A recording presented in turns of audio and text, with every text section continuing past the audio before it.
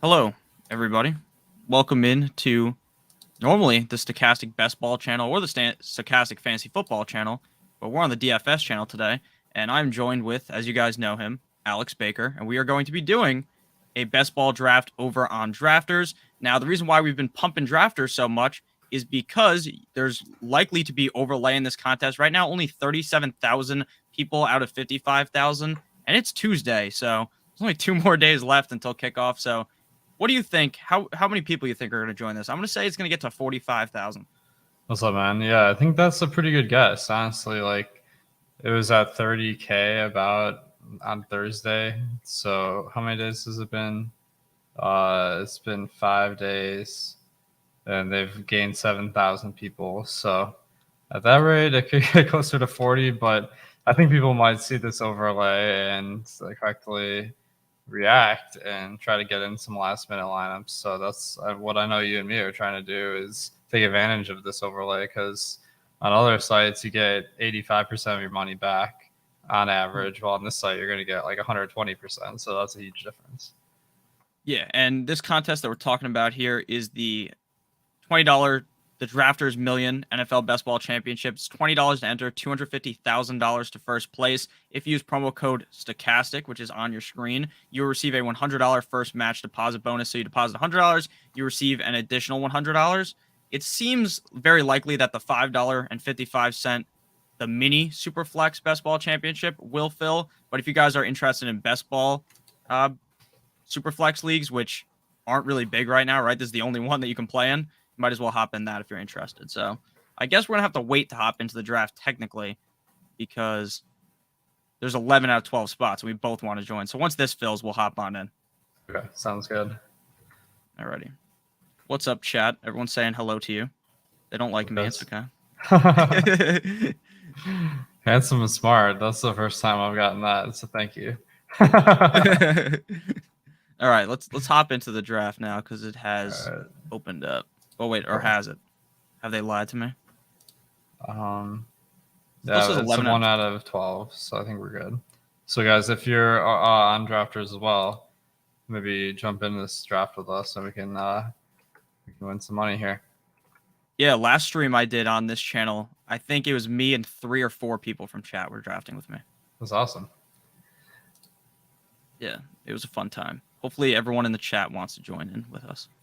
Yeah, definitely. I mean, I think you get, if they're not on there too, there's still time to jump in. $100 bonus. It's like 10 entries, so that you can do some damage with that.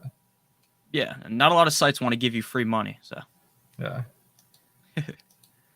How many times have you drafted with Rinpack? Rinpack seems to join every single time I'm in one of these. Oh, nice, man. I think, well, he jumped on with me one stream, but I haven't drafted with him a ton.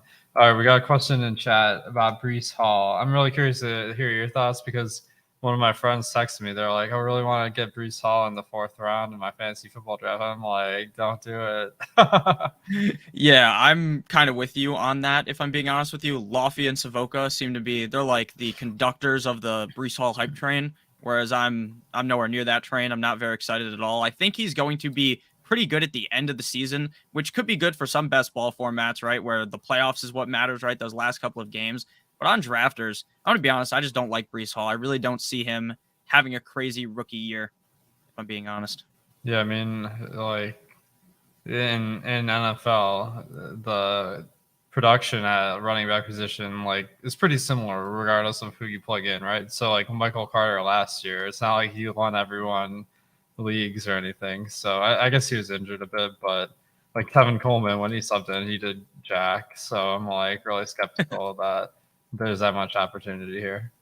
Yeah, and if Zach Wilson misses 4 or 5 games, now I know they seem to be pretty excited. Oh, maybe he'll come back in a couple of weeks. If he misses some serious time, how good could this offense be with Flacco? The answer is not very good at all.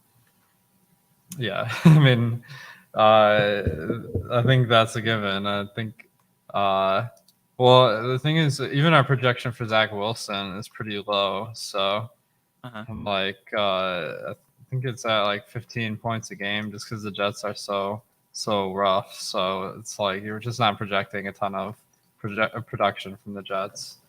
But is there a week 1 total? Let me double check that. It can't be very high.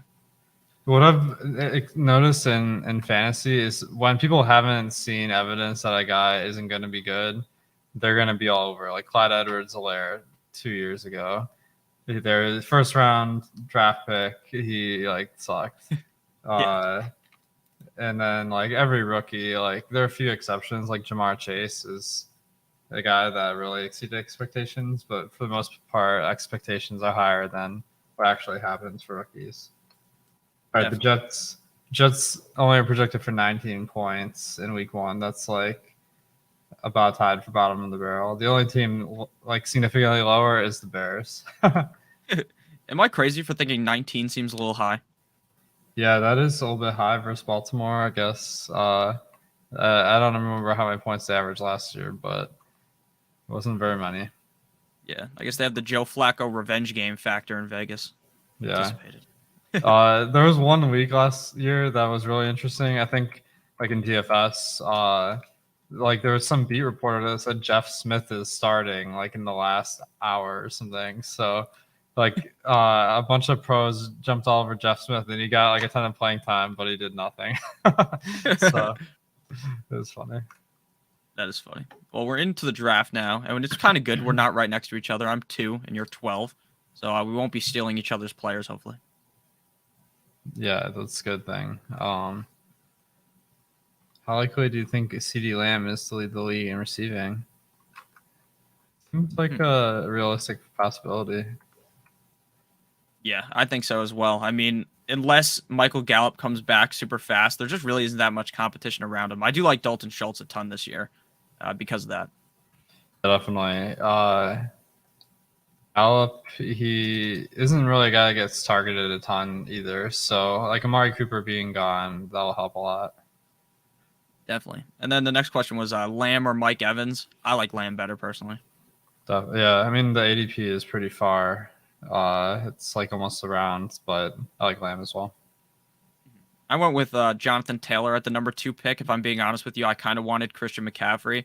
I've started to think that I think Christian McCaffrey should be the number 1 pick in these drafts because if he plays all 17 games, he could be like 3 or 4 points per game higher than a guy like Jonathan Taylor.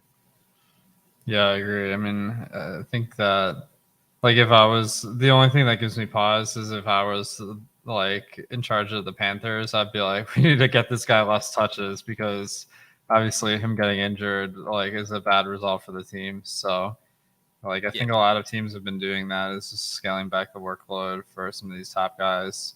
I saw a report come about like I'm not, having trouble remembering. It was like a report a day or two ago that some guy was gonna have it's Fournette. His snaps Yeah. may be lowered, but they weren't Yeah. even that high last year. So I think um, maybe people's expectations are too high there. Yeah, people have been trying to get off Fournette for a while. I feel like Fournette kind of has top 5 upside and really could just smash this year. I expect the Bucks offense to be very good, even if the receivers are banged up kind of early on. Yeah, definitely. It's funny, man. There was this one season where Brady like performed like relatively poorly, and I thought that was the beginning of the end. But like all of a sudden, he's back and better than ever. Yeah, it's actually crazy because how old is he now? Like 44, 45? He's Yeah, just still amazing. I'm tilting because I bought this NFT of what I thought was Tom Brady's final touchdown. It's not worth nearly as much now. Yeah, like that guy who bought the game ball for like $1 zillion. He actually You got just like that sell money it. back because they advertised it as the last touchdown of Mhm. Brady's career, and since that wasn't actually true, uh, like they reversed the transaction. Oh, that makes sense. Yeah, so he You like really, yeah, he liked that. do you like Swift a lot this year? Yeah, I like him in PPR, like because he was running routes on like 2/3 of the Lions' plays last year. He doesn't rush the ball nearly as much as other guys in that same ADP range. So uh, we'll have to wait and see what happens. But I think that there's a lot of potential in PPR. What do you think? Yeah, I definitely agree. Swift is one of my favorite running backs. I've taken Swift in the first round in some drafts, so you getting him in the second round, pretty confident in that. And it's Yeah, kind of crazy how much we see the ADP of a couple of these players move just in like 3 months. Like Barkley 3 months ago, you get him in the third or fourth round. Same thing with Alvin Kamara. Now they're up here with the second round. And in some drafts, I've seen Barkley or Kamara go in the first round. Yeah, Barkley is an interesting one because I'm curious your thoughts. Like he's never been as good ever since Eli Manning wasn't the starting QB, so I don't really see much reason to be super enthusiastic. What are you seeing? Yeah, I think he's a good player. The problem is, like, over the last 2 years, we haven't really even seen him. And then there was thoughts, in my opinion, like, oh, maybe he's slowed down. But then I saw these training camp clips of him looking fast. So maybe I've been fooled by videos of him wearing shorts. I don't know. I'm still kind of in. Yeah, I don't doubt the talent. I'm just thinking the situation. Like everyone is kind of bullish because of that first season he had, right? But then like the situation Yeah. changed materially when they switched from Eli Manning, who like dumped off a ton, to Daniel Jones, who's like scrambling a bunch. So I'm uh, I'm comparing that to a guy like Swift, where maybe not quite as talented, but the dump off potential is like a lot bigger. Yeah, for sure. And I guess when you're drafting Barkley, you're just assuming that Brian Daboll is a significantly better head coach Yeah, than Joe Judge, right? that's true. I doubt we'll see Brian Daboll run the ball on a QB sneak on 3rd and 30 like they did last year against Washington. The thing that like scares me like about new coaches and running backs though is like passes to running backs typically are less efficient plays. So if it's a good coach, you might see less passes to the running back than you might expect. Yeah. But they do have Daniel Jones, which I guess could be the counter argument to, like, Daniel Jones isn't very good. So there's a high Yeah, likelihood that he wants to dump the ball off. that's true. Yeah, We it's just funny. oh, you can go. It's funny when they have those like terrible quarterbacks like Ben Roethlisberger last year, and like they threw the ball like 70% of the time. It made no sense, but every pass was like just a couple of yards deep. Yeah. There was that one game where Najee Harris, I think, had 19 targets. That was awesome. Like, imagine that. Yeah. Oh man, he's someone I haven't been getting nearly as much as I want in these drafts because his ADP is like 10. It's like with Trubisky, like he runs the ball more and it's probably going to dump off less. So I'm pretty bearish. Yeah, I have a lot of Najee Harris. I'm just betting on the fact that I think he's just a good player, if I'm being honest with you. And I think the Yeah. offensive line is better. Last year, the offensive line there, they were basically trying to put Big Ben in the retirement home. Yeah, that's a good point. All right. So we saw Michael Pittman come off the board in the third round. Do you have any thoughts on him? Because it seems like everyone is sky high on him this year, thinking this is the year where he goes crazy with Matt Ryan. Yeah, I mean he was already really good last year, so going to Matt Ryan as QB instead of Wentz, that's going to be a good sign for sure. So I think there's good reason to draft him. Yeah, that makes sense. Someone in the chat said thoughts on Lamb or Kamara as a first pick. I would probably take Kamara if I'm being honest with you over Lamb, but Yeah, it is that close. one's super close. I think it depends. Like, do you want to try to get the Dallas stack? I found that Dak's ADP is one that is relatively favorable. So, Yeah, I tend to. I've been getting a ton of like the Arizona stack and the Dallas stack because I think like the receiver ADP is like pretty reasonable, and then you can like easily scoop up the quarterback later in the draft. yeah, I agree on that. One of my favorite later stacks is Russell Wilson and the Denver Broncos. Now you obviously have to pay the higher price for Sutton, but Russell Wilson is just priced too cheap in my opinion. Nice. Oh man, this draft is going. I feel like this draft is going pretty fast, or maybe I'm just crazy. Yeah, it really does seem that way. It seems like these drafts it takes about like 45 minutes, which for a 20-round draft, that's not bad. Yeah, my home league draft I did last night took an hour and 30 minutes, and it was 16 rounds with 12 people. So it's crazy how much quicker these things go, and how slow it feels to be in a home league. Yeah. So we got a question about AJ Brown. What are you thinking with him this year? I like AJ Brown, but the play on him is that he's an efficient receiver. He was really efficient in Tennessee, right? He was good even when Derrick Henry's getting the ball 7,000 times a game. So you got to hope that that's the exact same thing. I think Ryan Tannehill is a better passer than Jalen Hurts. So Jalen Hurts is just fine. So I think AJ Brown's going to be fine, but I'm not ecstatic to draft him, right? I'm not when I see him on the board, I'm not like, oh wow, I get AJ Brown, what a steal. I'm like, okay, I got AJ Brown. Yeah, agreed. I think moving to the Eagles, like they don't. I guess Tennessee doesn't pass a ton, but Philadelphia doesn't pass a ton either, Yeah, and they're less efficient. So I'm kind of. I have one alternative to AJ Brown. I think it might be like DJ Moore, where he went from Sam Darnold throwing the ball to Baker Mayfield. Mhm. Baker Mayfield, like I'm a little bit unsure what to expect because Cleveland's like the hardest place to play quarterback with all the wind.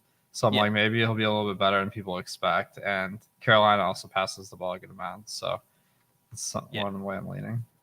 I'm pretty big into DJ Moore this year. I really think that Baker Mayfield's going to help him. I mean, the quarterbacks that DJ Moore's played with, everyone always talks about, oh, McLaurin's played with these bad quarterbacks. Same with DJ Moore, man. He has dealt with so many bad quarterbacks, and now he's in a really good spot, I think, with Baker.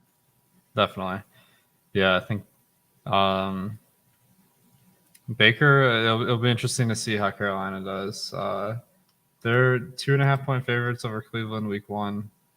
Only a 22-point total though, so I guess Vegas isn't currently projecting a ton, but I kind of it's always interesting where like some spots you feel more confident in how good the team's going to be, but I don't feel very confident. I know how the Panthers are going to be this year. Yeah. I went with Lamar Jackson and Rashad Bateman. It felt a little dirty taking Lamar Jackson over Herbert and Pat Mahomes, but I wanted to get that stack with Bateman. I'm a huge fan of Rashad Bateman this year, just really because of the situation and because I think Hollywood Brown could have been significantly better last year if he didn't drop 3 touchdowns against the Lions.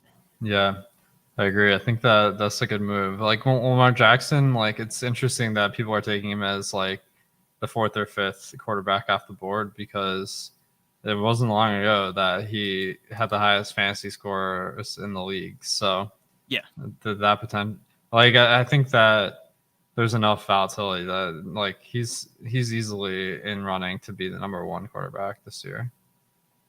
for sure. Him and Kyler Murray, I feel like people kind of discredit a little. Yep, Kyler. He like people forget how good he was at the start of the year last year. Where man, he was like godly in DFS, like winning people money every single week, and then he kind of had an injury and they stopped running quite as much. So I think that's always something to take into consideration because now that he's healthy, he might run more again. One other guy, Dak Prescott, there was a rumor that he ran less last year because he's coming off that knee injury. Now Yeah. he's 2 years removed, so I'm kind of thinking that he could be sneaky. Yeah, I think that could also be the same case with Joe Burrow, right? Coming off of what did Joe Burrow tear his MCL, ACL, Yeah. PCL Yep. combo of all of them. So maybe Ouch. he runs the ball a little bit more this year. Yep. Agreed. Do you like Amari Cooper a ton, or did you kind of just pick him because he's one of those receivers in that range that you don't mind taking?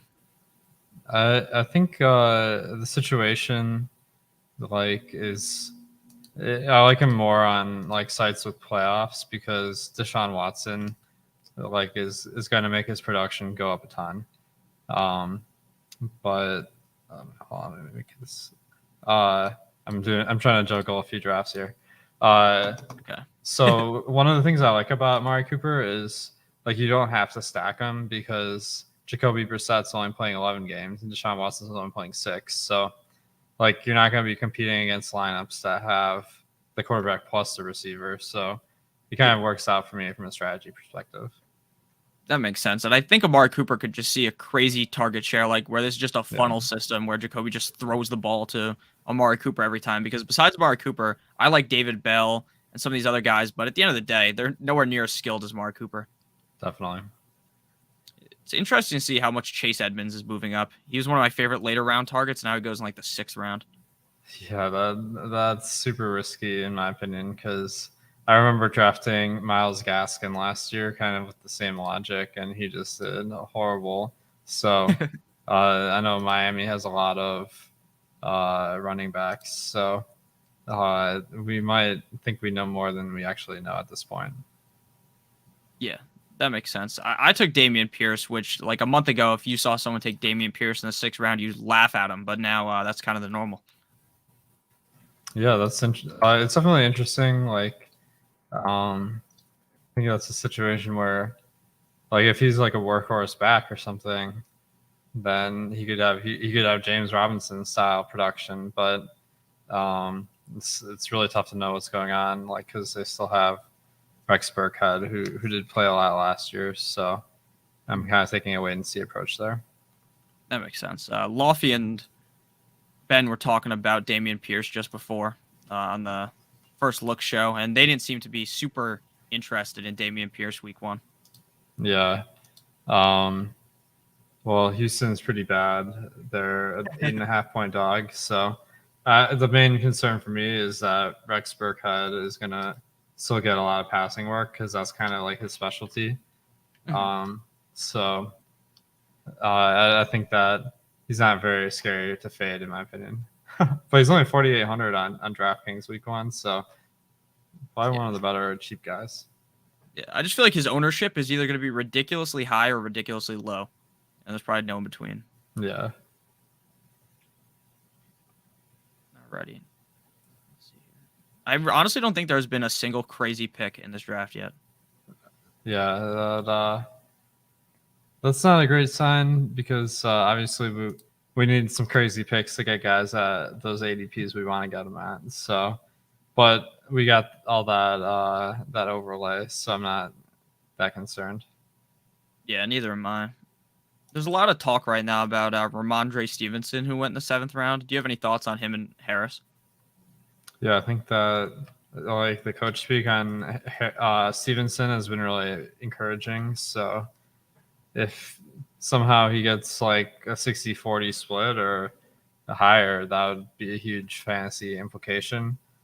I don't feel like extremely confident that will materialize. So like that's one of the fun things about fantasy is you're kind of like guessing about all these different factors. What's your intuition telling you? Mine is just to take whoever falls lower, right? It seems like now Stevenson is just getting so steamed up that Damian Harris appears to be like a value, but in a vacuum, I definitely prefer Stevenson. Nice. And it's funny because this offense, apparently, I don't know how much beat reports you read, but apparently, like, this offense is just awful. Like, according to all the training camps, all the beat reporters are saying, like, I saw a guy on ESPN tell me basically that this is just bad. Like, they look like they have no idea what they're doing. Like, this offense is ran by, who is it? It's either Joe Judge or Matt Patricia is calling the plays. Like, things aren't working well. Yeah, that's interesting. Like I don't know exactly what to make of it, but like I would think in Mac Jones' second year that the Patriots could see a better performance, but I don't know what do you think? The Patriots are like the hardest team ever to figure out, in my opinion. Every year, you might think they're going to be awful, and then they're going to be amazing. Yeah, That's definitely. the most tough part about it. I don't think on paper they're one of the best teams in the AFC, but would it surprise me if they won 11, 12 games? It really wouldn't. Yeah, I mean, with the Patriots, that's always in the range of outcomes, even if they do seem a little bit more iffy prior to the season. Yeah. What are your thoughts on Antonio Gibson? Because honestly, before what happened to Brian Robinson, I was just so out on Antonio Gibson, and now I feel like you have to be back in. Yeah, I guess I'm still a little bit nervous because okay, so Brian Robinson, like I guess he went on the non-football injuries list. I guess I don't remember the implications of that versus the IR, but does that mean he's not going to be out as long, or is that not a thing? I think it means it's basically the same thing, but it's not an actual injury because of what happened. So I don't think that they consider what happened to be like when you go on the IR, it's probably because like you sprained something, whereas this he got shot, so it's a different classification. I think, but Right. I read that he could come back in like 5 or 6 games, which is very concerning for Antonio Gibson. Definitely, yeah. I think Antonio Gibson's a risky pick. I think that enough people are drafting him based on last year's production that aren't keeping up with all the reports that it probably makes sense to still stay away.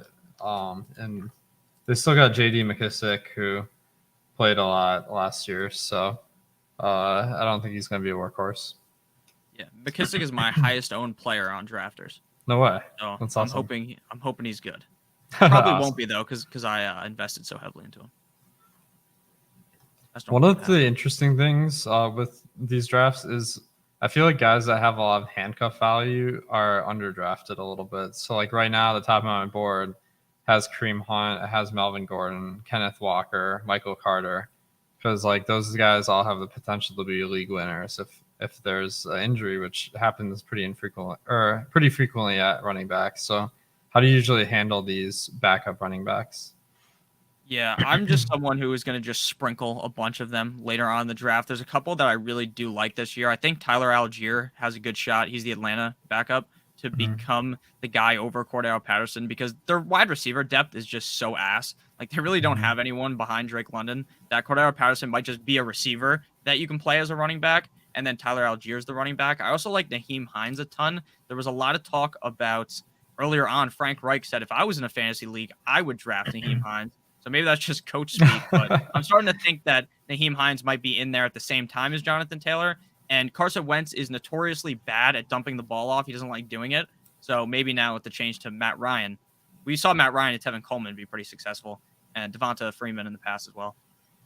I feel like they say this about Naheem Hines every year, and like he's had some games where he's really blown up. So it happens once in a while, but like I think he's a guy that like a lot of the value would be if Taylor gets hurt. But if Taylor's healthy, I think that like you're still going to get some good weeks out of him. So I don't hate it.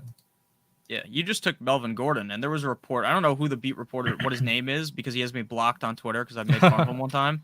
But whatever he said that he thinks Javante Williams owners are going to be very disappointed because he Mhm. thinks it's going to be a 55-45 split between him and Melvin Gordon. And Yeah, if that's the case, where you get Melvin Gordon in the ninth round, that's a huge steal. definitely. Yeah, and I think there's always that injury potential. Like we're not rooting for injuries, of course, but Yeah, uh, I think there's upside regardless. So definitely. I was kind of thinking that same split with Melvin Gordon, but like the Vegas market seemed to think Javante Williams will get like more like 60 to 65%. So like that's a pretty significant difference. But like season long props on Javante Williams are pretty high compared to like what I would have guessed. Definitely. Someone in the chat asked about why do I draft so few running backs? I don't know how many running backs you have, but in best ball, I draft less typically at the beginning and then just load up later. Whereas in a redraft league, I'm more likely to draft running backs at a lot higher of a rate. Like I'm fine having just Jonathan Taylor and Pierce here, and then just clicking running back for the next three picks and being perfectly fine with the guys I have. Nice, man. Yeah, I think it's always like all about your like draft strategy. Where if there's running backs that you like in the middle, and there are like a lot of running backs I like in the middle of the draft, which include like Clyde Edwards-Helaire, Yeah, James Robinson, Kenneth Walker. I think those guys like all have ADPs in like 10th round or around there. So I think that you can make up for it later in the draft, but running back is probably the toughest position to draft late. So it's really that middle of the draft that you can go for it. Yeah, and you also don't have to actually figure out when to start these guys, right? In a redraft league, if you use this strategy, then some weeks you're sitting there very confused on who to play at running back. Whereas here, like if Naheem Hines has some crazy game, he just goes in the lineup. If I can get Yep. Gainwell here, who's the guy I like the most, Gainwell could be in my lineup a lot of times this year, especially if Miles Sanders continues to just not be good at pass catching despite his excellent rookie year doing so. Yeah, I think that makes sense. Miles Sanders, he's pretty undrafted for a starting running back though, so I don't hate him either. Like it seems like Philadelphia, they always loved the committee approach, but you know, you gotta take what you get in these rounds. Definitely. In the chat, they mentioned that I have a lot of buy 10 players. How deep are you looking into buys in a best ball league? I usually look once it's too late to fix it. So, like on this one draft, I drafted running backs with the same buy. Like in a playoff format, that doesn't hurt you because like you only need to beat 11 people and make it to the next round. So you don't need like outlier performances every week. But in drafters, you need to have a good score every single week. So It looks like I did it again in this other draft I'm in where I have Nick Chubb and Ezekiel Elliott, who both have the same bye week. So if you end up looking at your draft and you have too many guys in that same bye week, then you want to draft more of that position, in my experience. Yeah, definitely. And like you said, it's significantly less important in the other websites where there's the playoff format, whereas here it means a little bit more. I still don't really worry that much about it. Yeah, it's like really tough unless you're doing one draft at a time to really look at the bye weeks, because usually it's pretty irrelevant. So that's one spot I could improve. Yeah, I mean, multi-tabling these drafts is easy, when you're not on live stream and we're not having a conversation, but Yeah, significantly more difficult when we're having a conversation here. that's true. I was doing some solo streams where I had like 5 drafts going. I did miss a few picks, so it does become a little bit riskier. But like one of the nice things about drafters is the stacking is not quite as important. Like, and there's no game stacking, right? So missing a pick's not the end of the world. Yeah, I agree. Do you have any tight ends on your team yet? I got Jasicki because I kind of was trying to get a tight end before it's too late, because I have noticed that tight end really tight end really dries up if it's around 18 through 20. Yeah. I can't really find anyone I like at that point, so you gotta get your tight ends a little bit earlier. Yeah, that's what I noticed as well. Like once you get to where like Evan Ingram is coming off the board, like it just gets disgusting, right? Like Evan Ingram is probably one of the saddest NFL players ever because he's actually very good, but he can't catch the ball. And in football, you kind of have to catch the ball. Yeah, I guess that's a good point. So the one thing, like, I'm not sure, like, do you ever reach on a tight end and pull one when it's like kind of far off your board? Yeah, definitely. I mean, like Tyler Higbee, like while he might go in round 14, like I think he might be the best tight end available. Me and Savoka were talking about this, how he's like he was one of the top 3 tight ends in points expected per game Okay. because he's always in the game last year, and it just didn't go his way, right? Yeah. Things just went wrong. So this year, expecting a similar output, right? It's not like the backup tight end, like Everett was the backup tight end. Now he's gone in LA with the Chargers. So I don't know. I like Higbee a lot. Yeah, I think the potential is huge. I mean, there was that one streak, it might have been 2 or 3 years ago, where like he had 100-yard games several weeks in a row. So the talent's definitely there. It's just like, I'd have to pull up some numbers and see what kind of targets he was getting last year, but he definitely is solid. Like, I don't have any reason not to get him at that ADP. Yeah, definitely. Now it's funny because it's weird because at the end of the draft, the wide receivers like around 19 and 20 look gross, but with the running backs, you can almost kind of convince yourself like, oh, if something breaks this way, I like this running back here, which is why I try to make sure that I get my wide receivers done before the end of the draft.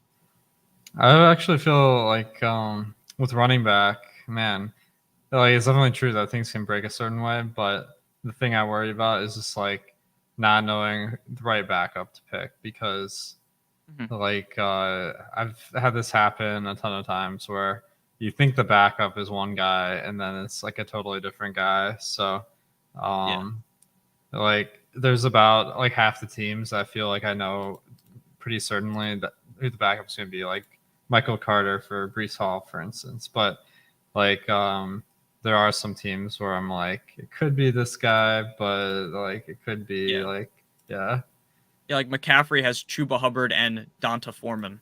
Yep. Like, who is it really going to be? I mean, Hubbard last year, when he filled in, he wasn't that good. So, like, it wouldn't surprise me if they went to Foreman. Definitely. And, like, if like, we don't know now, then, like, things also can change throughout the season where, like, if the depth chart is pretty unclear, like, maybe one guy outplays the other guy. And kind of like in a DFS or just a regular game where the hot hand is going to get more like usage or more minutes. So like that also happens over the course of the season. So you don't want to put yourself in a position where like you draft a guy who's a backup and then the guy gets injured and they don't get the points. Like another example that could be interesting, like a guy like Jamal Williams for Detroit. I think people assume that if DeAndre Swift got hurt, he would get a lot of the work, but like they also have that dude Craig Reynolds, who last year like they were hyping up a ton. So like it's just situations like that where it's not really that clear. Yeah, I get that. I mean, San Francisco is like the least clear backfield ever, right? Because while Yep. Elijah Mitchell was so good last year, like he could sneeze on the sideline wrong, and Kyle Shanahan will bench him for someone. So that does Definitely. worry me. One guy I'm kind of curious what your thoughts is Khalil Herbert, because like everyone is oh shoot, someone grabbed him before I got a pick, but that happens. But so with Khalil Herbert, everyone is down on. I'll grab our guy here, Higby. Everyone's down on Montgomery, but no one's drafting Herbert. So like it seems like the people don't know what to do there. Yeah, there's been a lot of positivity towards Herbert. I feel like, and a lot of negativity sent is from the team perspective about David Montgomery, like negatively towards him. I think David Montgomery is still a good running back to where he's going to hold down enough of a role, but I don't feel like he has significant usage in this offense to where he's like some type of a league winner in the fourth round, right? Where he might be fine for your best ball team, right? He just shows up in your lineup, gets you like 14, 15 points, and he could have a big game. But I think Herbert's definitely a big value in the 13th round, especially when you don't have to figure out when to start him. And when Dave Montgomery was hurt last year, Khalil Herbert was probably the best handcuff in fantasy. Nice. Yeah, and like there's also that possibility that he just becomes a starter, like because it seems like the team's not very attached to Montgomery at this point. Yeah, definitely not. Oh, geez. I should have taken a second quarterback. Things are starting to get bad. The guy I'm drafting at the end of the draft, he's like usually available in rounds 19 or 20 is Geno Smith. Like, do you think that's like reaching too far?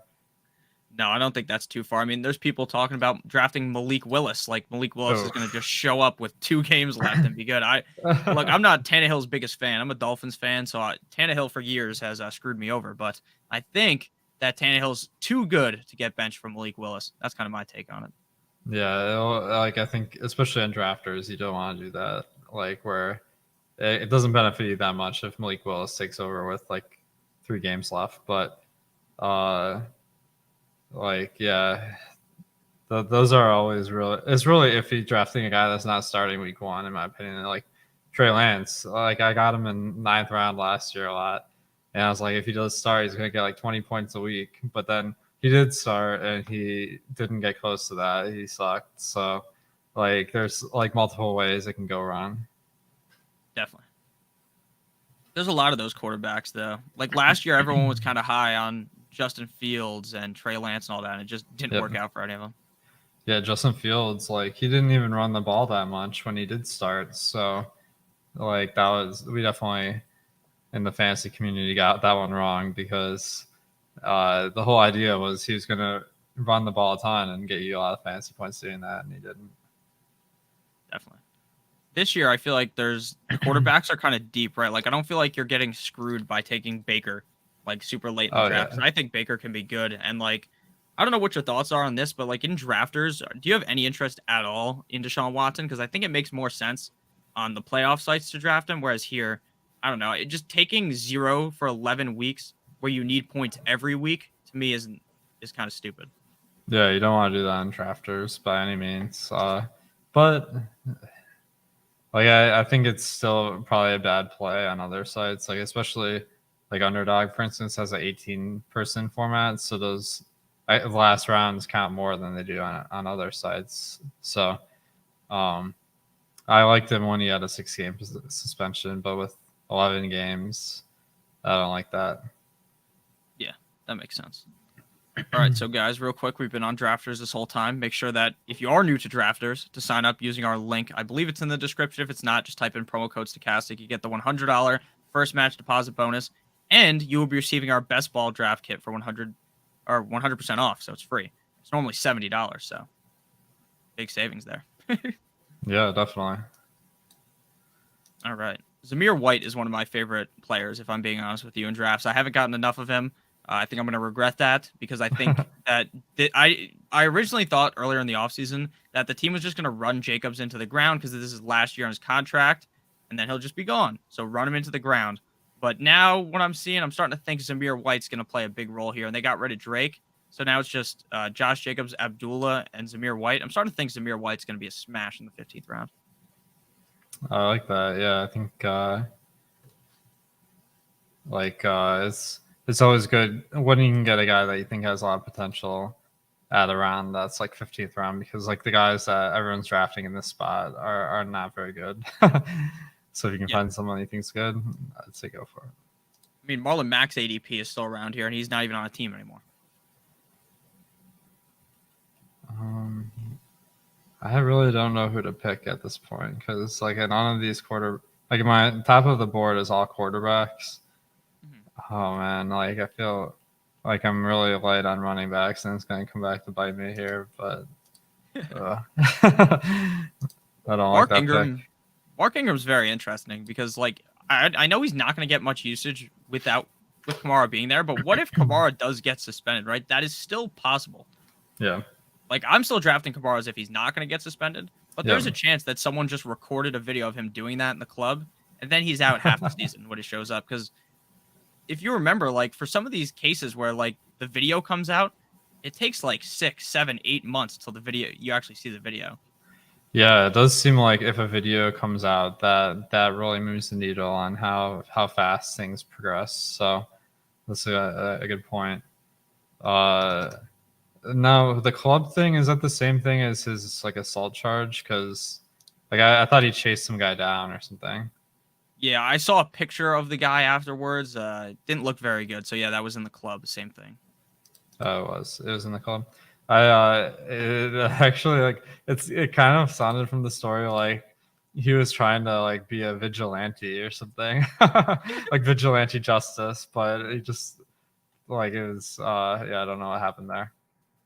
Yeah, the other guy looked like he did not have a good night based upon the picture. Yes. It's just funny that happened the night before the Pro Bowl too, and then like you just see him playing in the Pro Bowl like nothing happened. Yeah. Meanwhile, he was out until like 4 a.m. He got arrested. Yeah. Like I don't understand at all like people starting shit with like NFL players like even like with Brian Robinson, like if like it's hard to imagine like trying to carjack someone, but like would that really be the guy you target? Like some guy that fucking like could like runs over DBs. You. Yeah. Yeah, like remember when that guy tried to fight Aaron Donald? Why would you ever try to fight Aaron Donald? Oh my god, yeah. I mean, maybe just like for a good story, like that'd be the only reason. The guy who just came off the board, Isaiah Likely. You have any opinion on him? Because he's screaming up the board, and they're talking about how he's going to be the number 3 target in Baltimore. I was about to draft him. He came back. Yeah, Isaiah, like number 3 target in Baltimore is not typically a very productive position, so I'm not like gonna run out of my way to get him. But if you have Lamar Jackson, like I think it makes more sense. Yeah, I made a tweet the other day about Isaiah Likely and Mark Andrews being like Aaron Hernandez and Rob Gronkowski, but we just don't know who's going to kill someone. Oh gosh. Very funny joke. Make sure to follow Nick on Twitter because like you got some great tweets. Definitely, my tweets are fire. And then half the time I tweet something that I think is really funny and that gets like no likes, and I just delete it. Like, it happens, man. Just retweet it yourself like a few days later. Yeah, I'm gonna start doing that. Rashad Penny, I got a question from Coriel.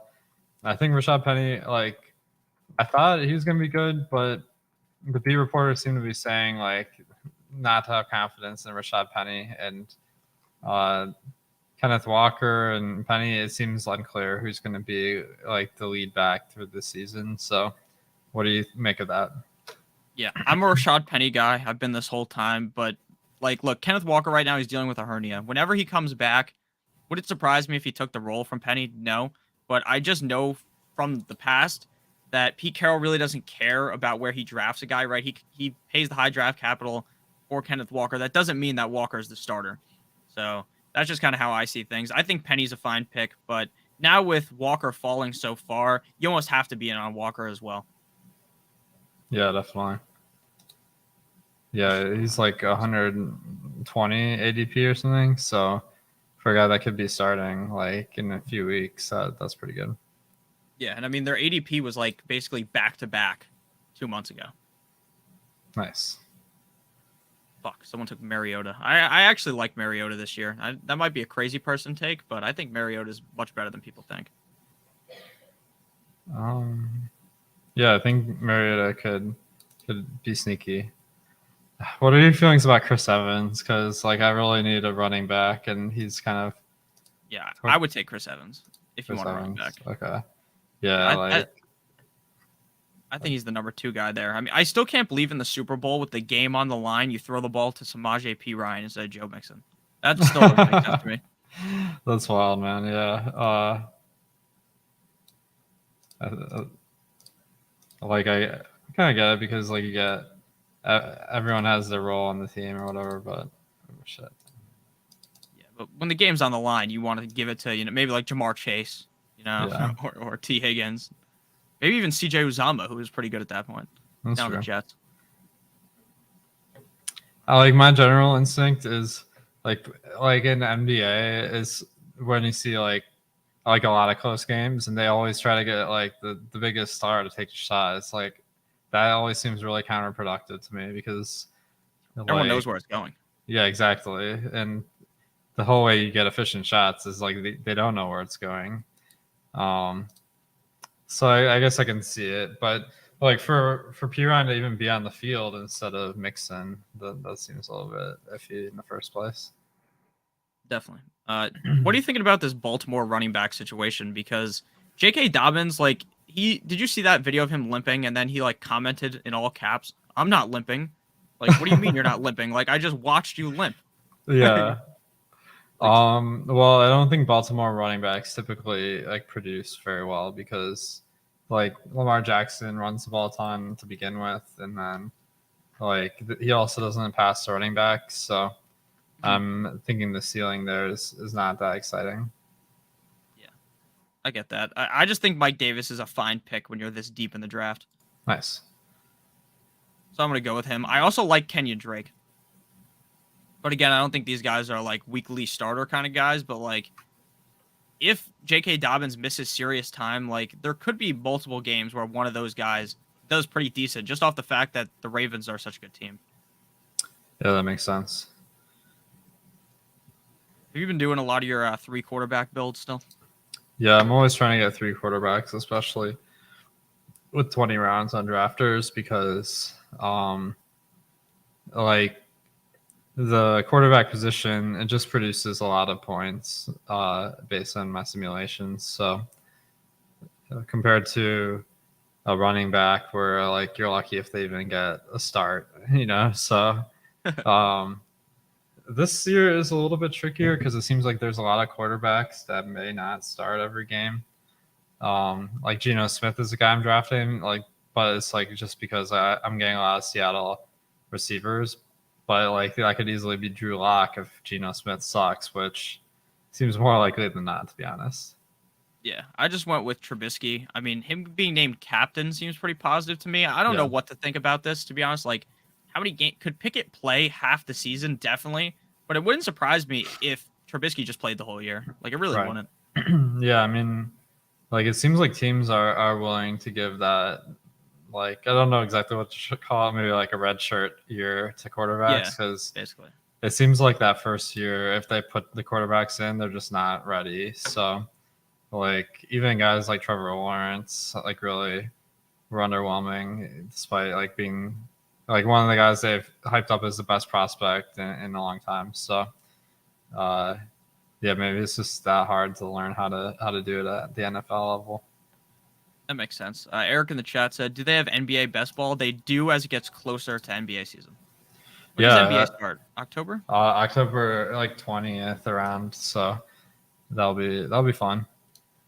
Yeah, they definitely have. I won, I think, $300 last year on here doing one of those daily best ball contests for basketball. I'm not a big basketball guy, so I just kind of looked at our projections and compared it to man. the website and won. Felt good. That's awesome. One guy I wanted to get your opinion on is Braxton Berrios, because with Jamison Crowder off the Jets, I'm like, if it's like, I don't know, like, do you think that he has potential? Braxton Berrios, yeah, I do like Braxton Berrios. He's actually probably one of my highest picked guys at the end of the draft because I think that Braxton Berrios, do you get kick return yards on this website? Oh, I don't think so, but I could be wrong. Okay, because he did have multiple games when I was looking at his game log where he scored like 20 points. Yeah. And Braxton Berrios is a pretty talented guy. And again, I don't really think Corey Davis is that good.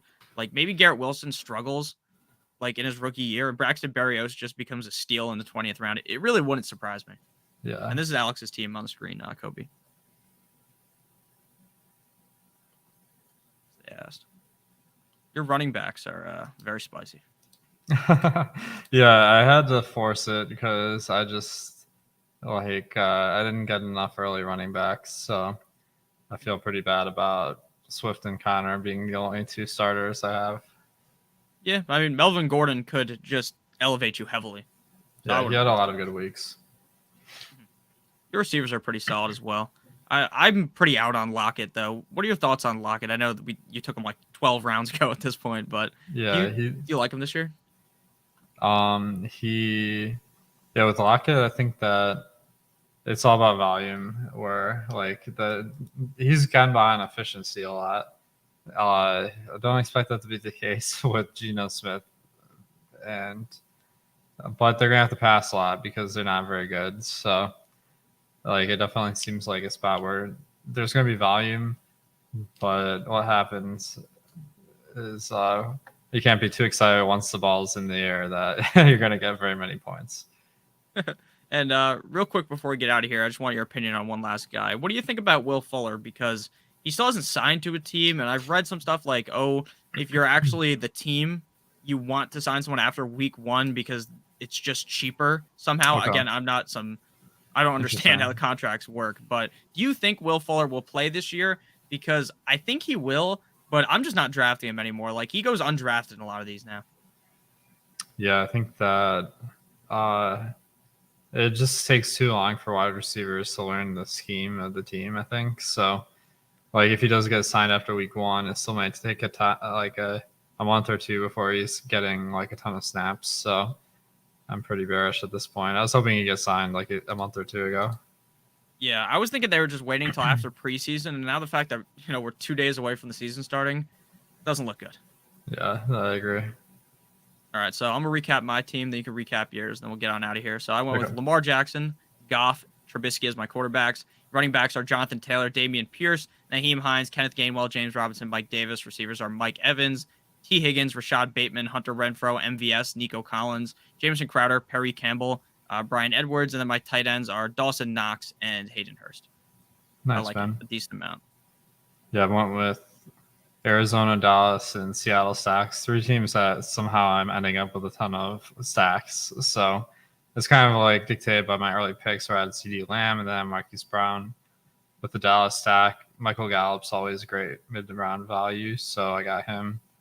And then I also have James Conner in my Arizona stack, which I don't know if like he's gonna get enough like a ton of receptions, but definitely can't hurt. Yeah. Yeah. So I feel like it's a decent team, like not an exciting one. Yeah, but I mean, you never know. I mean, right now the team might not look great, and then someone gets hurt, one of those running backs, and then magically your team's amazing. Exactly. Yeah. I mean, I think that like you're gonna need a ton of luck to break your way in any case to take down the 250K. So like you can only get like the thing that's tough about basketball is like sometimes you get in this like golden draft, right? Where you get like a ton of opportunities you might not otherwise have, but like most people are pretty decent and like getting a ton of value is usually kind of tricky. So I think it is what it is. Yeah, there's also a big difference in rooms. Like when you watch some of the streamers draft, like the big best ball streamers, like their rooms look way different than what you're used to sitting in, right? Where there's like a million receivers going quickly. There's no running backs. You can snag a great running back in the 3rd round. It's very weird. Yeah, that is interesting where like maybe just the meta of drafting in these same drafts as a stream is negative. Like hopefully not. But I have to admit, like when other people are streaming, I'm like, oh, I want to jump in. Yeah, I definitely feel that as well. So do you want to add anything on here, or should we skedaddle? I just hope you guys get in on this action because it seems like we're all gonna to be getting some decent overlay here. So it's good to always support a new site that wants to compete versus the big DFS or best ball kind of titans. So that's always good for us players. Definitely. So thank you guys all for watching. Again, make sure if you want to join the site, use promo code Stochastic, get that $100 first match deposit bonus, as well as getting our best ball draft guide. And I believe we have rankings for drafters that you can just import into the drafters thing, and then you don't even have to like sit on Excel and cross names out or something, or print it out and cross names out. It just automatically does it for you. So make sure you guys check that out. I appreciate all you guys watching. Appreciate Alex for joining me today. Make sure you follow Alex on Twitter as well as me if you want to see the memes I tweet out. So love you guys. Hope you guys have a great rest of your guys' day. And see you guys soon. Bye-bye.